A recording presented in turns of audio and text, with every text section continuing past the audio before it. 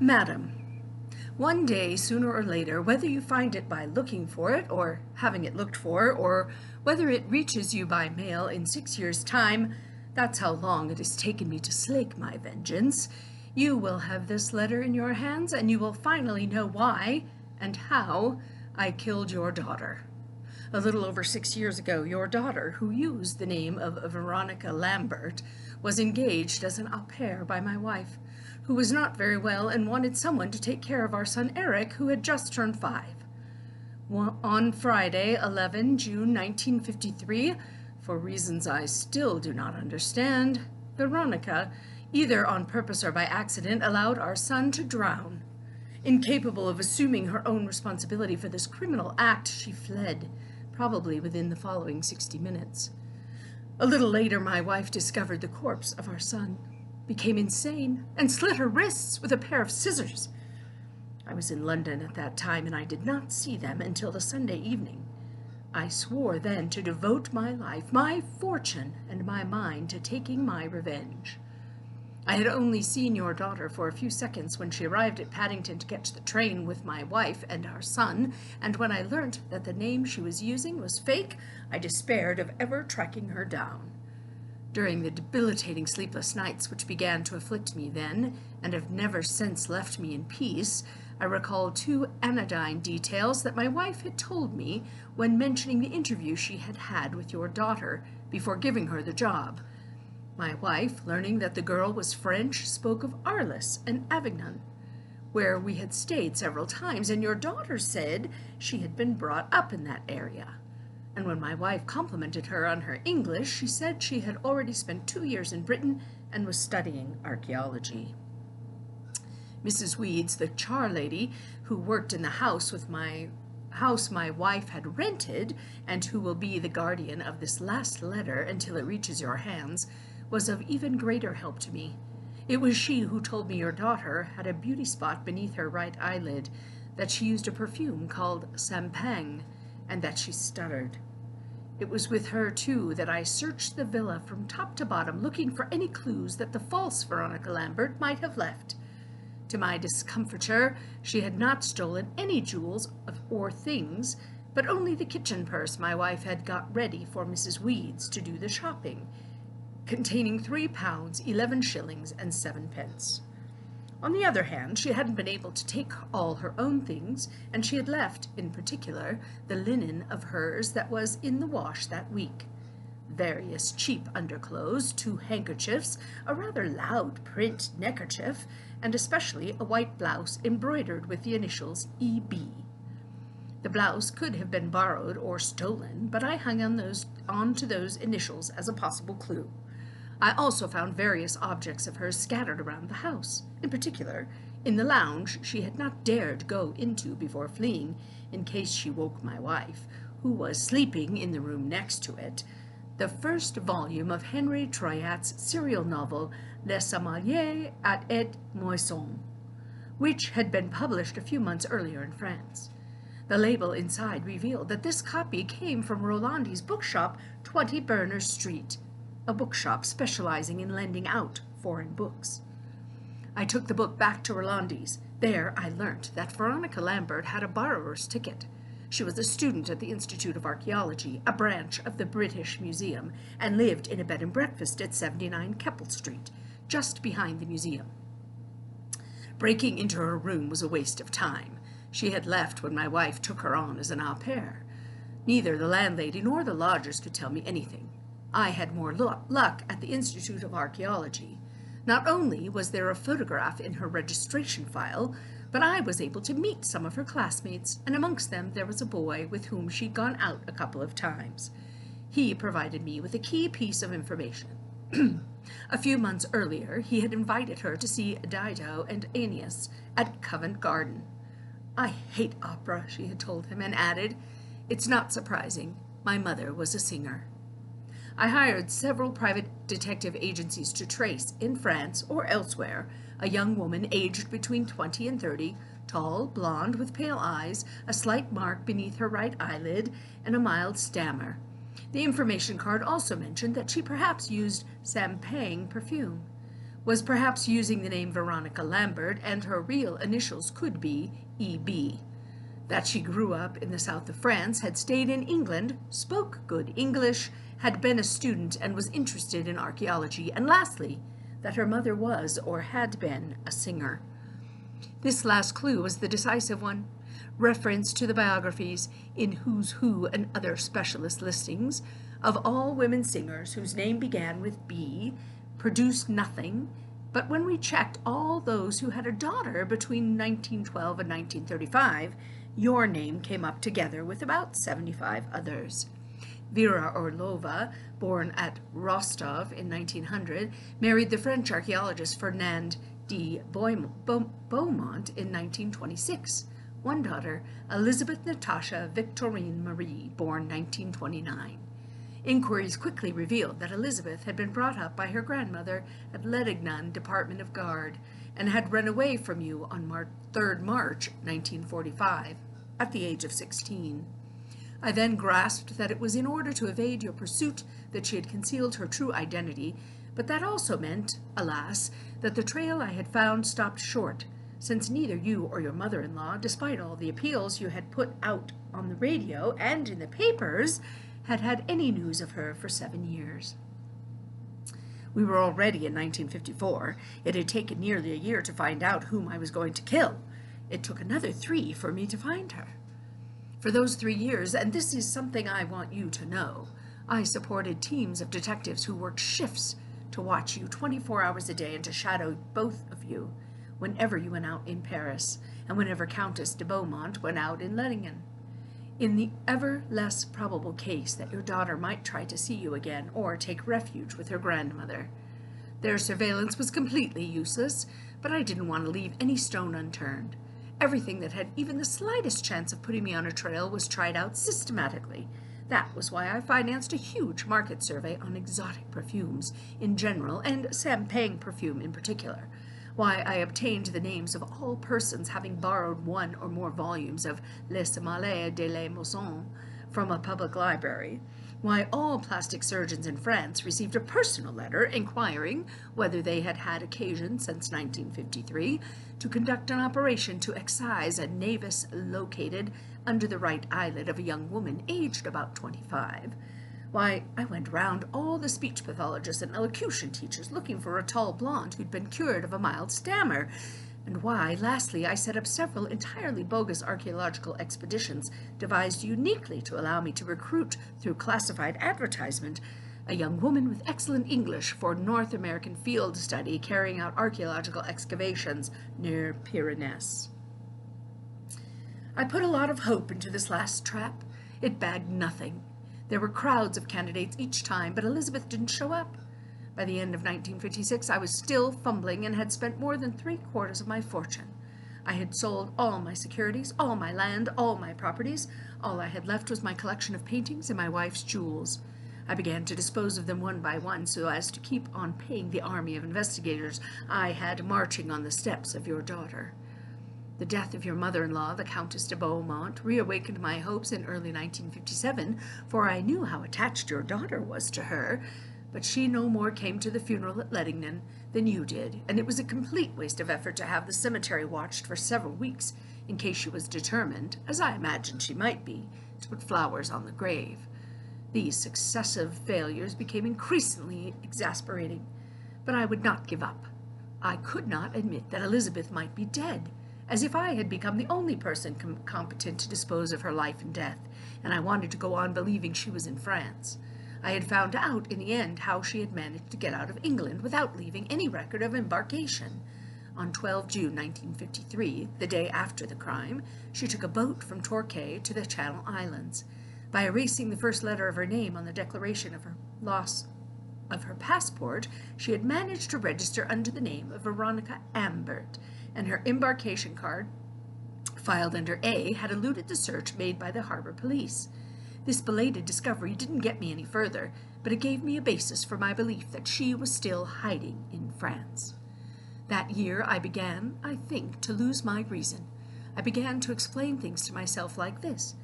I am looking for Elizabeth de Beaumont, that is to say, a tall, blonde, pale-eyed young woman with good English, brought up in the Guard, etc.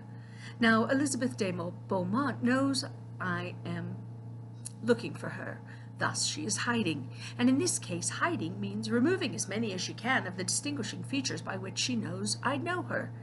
Therefore, I should be looking not for a tall, blonde, etc. Elizabeth, but for an anti-Elizabeth, and I started getting suspicious about short, swarthy women jabbering Spanish.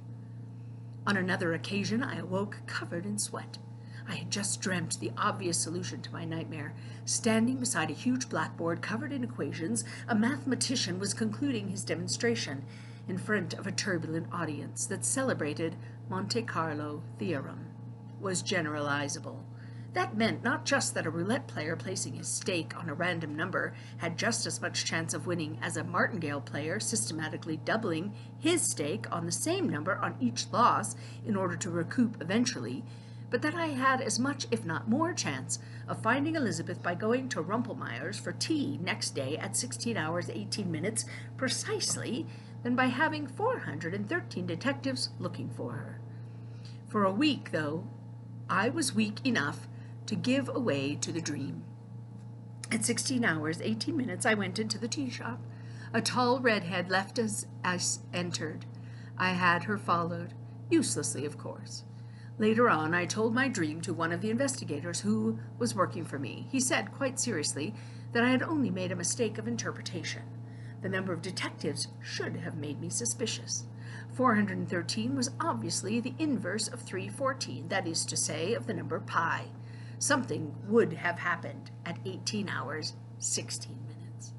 So then I began to appeal to the exhausting resources of the irrational. If your mysterious and beautiful American neighbor had still been there, you can be sure I would have had recourse to her disturbing services. Instead, I went in for turning tables. I wore rings encrusted with particular stones. I had magnets and hanged men's fingernails and tiny bottles of herbs, seeds, and colored stones sewn into the hems of my clothes. I consulted wizards and water diviners, fortune-tellers and crystal ball gazers, and soothsayers of all sorts. They threw dice, or burnt a photograph of your daughter in a white porcelain plate and examined the ash. They rubbed their left arms with fresh verbena leaves, but put hyenas' gallstones under their tongues, spread flour on the floor, made unending anagrams of your daughter's names and pseudonyms, or replaced the letters of her name with figures in an attempt to reach 253. Examined candle flames through vases filled with water, threw salt into fire and listening to the crackling or jasmine seed or laurel branches to watch the smoke, poured the white of an egg laid by a black hen into a cup of water, or dropped in lead or molten wax and watched the shapes that were made. They had sheep's shoulder blades grilled on hot coals, hung sieves on wire and rotated them, examined carp roes, asses' brains, and circles of grain pecked by a rooster. On the 11th day of July, 1957, there was a coup d'etat.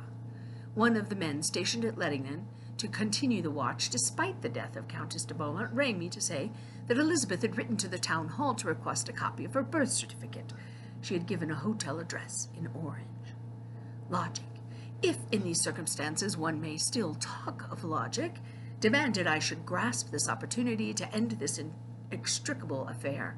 All I needed to do was to take from its green leather sheath the weapon which, some 3 years earlier, I had decided would be the instrument of my revenge. A bone-handled field surgeon's scalpel, similar in appearance to a razor, but infinitely sharper, which I had learned to handle with unrivaled dexterity and to burst in at Orange. But instead, I heard myself ordering my men simply to tail your daughter and not to relax their surveillance. They missed her at Orange in any case. The hotel didn't exist. She had gone to the post office saying she had made a mistake, and the postman dealing with mail returned to sender had fished out the letter from Lettington Town Hall and handed it to her. But they caught up with her a few weeks later at Valence. That is where she got married, with 2 of Francois Bridel's workmates acting as witnesses. She left Valence that same evening with her husband. They had certainly guessed they were being followed, and for more than a year they tried to evade me. They did everything they could, laying all sorts of false trails, decoys, and simulations, dropping misleading clues, holing up in sordid lodging houses, and accepting squalid jobs in order to survive. Night porterage, bottle washing, grape picking, cesspit cleaning. But week by week, the 4 detectives whose services I could still afford to use tightened the net. More than 20 times I had the opportunity of killing your daughter with impunity, but each time, on one pretext or another, I let the opportunity slip. It was as if my long pursuit had led me to forget the oath in the name of which I had undertaken it. The easier it became to assuage my vengeance, the more I drew back from doing so. On 8 August 1958, I received a letter from your daughter. Sir, I have always known you would use every effort to find me. At the moment your son died, I knew it would be no use begging you or your wife for a gesture of mercy or pity. News of your wife's suicide reached me a few days later and convinced me you would spend the rest of your life hunting me down. What was to begin with only an intuition and an apprehension was confirmed over the following months. I was aware you knew almost nothing about me, but I was sure you would use every available means to exploit to the full the meager details you possess. On the day when in a street in Cholet, a researcher offered me a sample of the perfume I'd used that year in England, I guessed instinctively that it was a trap. A few months later, a small ad asking for a young woman with good English to accompany a team of archaeologists told me you knew more about me than I thought. From then on, my life became a long nightmare. I felt I was being watched by everybody, everywhere, always. I began to suspect everybody. Waiters who spoke to me, checkout girls who gave me change, customers at the butcher's who shouted at me for not waiting my turn. I was being followed, tracked down, observed by taxi drivers, policemen, pseudo-drunks slumped on park benches, chestnut sellers, lottery ticket sellers, newsboys. One night, at the end of my tether, in the waiting room of Brive Station, I began to hit a man who was staring at me. I was arrested, taken to the police station, and but for a quasi-miracle I would have been sectioned in a psychiatric ward. A young couple who had witnessed the scene offered to take charge of me. They lived in the Cevennes, in a deserted village whose ruined houses they were rebuilding. I lived there for nearly 2 years. We were alone, 3 humans, a score of goats and chickens. We had no newspapers, no radio. With time, my fears evaporated. I convinced myself you'd given up or died. In June 1957, I returned to live among men. Shortly after, I met Francois. When he asked me to marry him, I told him my whole story, and he had little difficulty persuading me that my sense of guilt had made me imagine that incessant surveillance. I regained my confidence bit by bit, sufficiently to risk asking the town hall for a copy of my birth certificate, since I needed it to get married. It was, I guess, one of the mistakes which you, in your lair, had been waiting for me to make. Since then, we have lived continually on the run. For a year, I believed I could get away from you. I know now that I cannot. You will always have luck and money on your side. It is pointless believing I will ever succeed in getting through the holes in the net you have cast, just as it is illusory to hope that you will ever cease to pursue me. You have the power to kill me, and you believe you have the right to do so, but you won't make me run any further. Together with my husband Francois and Anne, to whom I have just given birth, I shall live from now on without you, with serenity. For more than a year, I made myself give no sign of life. I sacked all the detectives and investigators I had hired. I closeted myself in my flat, hardly went out, lived on ginger crackers and tea bags, using alcohol, tobacco, and Maxitin tablets to maintain myself in a sort of pulsating fever which gave way at times to bouts of complete torpor. The certain knowledge that Elizabeth was waiting for me went to bed each night thinking she might never awake, kissed her daughter each morning, almost surprised to still be alive. The feeling that this reprieve was for her a new torture every day was sometimes like being inebriated with revenge, a sensation of evil, omnipotent, ubiquitous exaltation, and sometimes it threw me into a boundless depression.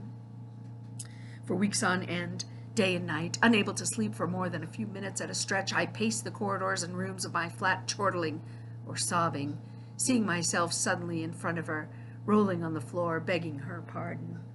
Last Friday, 11 September, Elizabeth got her second letter to me. Sir, I am writing from the Rethel Maternity Clinic, where I have just delivered my second daughter, Beatrice. Anne, my first, has just had her first birthday. Come, I beg you. It's now or never that you must come. I killed her 2 days later. In killing her, I understood that death delivered her just as, the day after tomorrow, it will deliver me. The meager remnants of my fortune, deposited with my lawyers, will be shared in accordance with my last instructions between your two granddaughters when they come of age. Madame de Beaumont, even if she had been overcome on learning of her daughter's death, read without a shiver to the end of this story, by whose sadness she seemed no more touched than she had been some 25 years before by her husband's suicide. This apparent indifference to death is perhaps explained by her own history. One morning in April 1918, when the Orlov family, scattered to the four corners of Holy Russia by the Revolution, had miraculously succeeded in uniting almost intact, a detachment of Red Guards took their villa by storm. Vera saw her grandfather, old Sergei Ilarikonov Orlov, whom Alexander III had appointed minister plenipotentiary to Persia, her father, Colonel Orlov, the officer commanding the famous battalion of Krasnodar Lancers and nicknamed the Butcher of Kuban, by Trotsky, and her 5 brothers, the youngest only just 11 years old, shot dead before her eyes. She and her mother managed to escape, protected by a thick fog that lasted 3 days. After a nightmare of 79 days' forced march, they got at last to Crimea, then occupied by Denikin's commandos, and thence, via Romania, to Austria.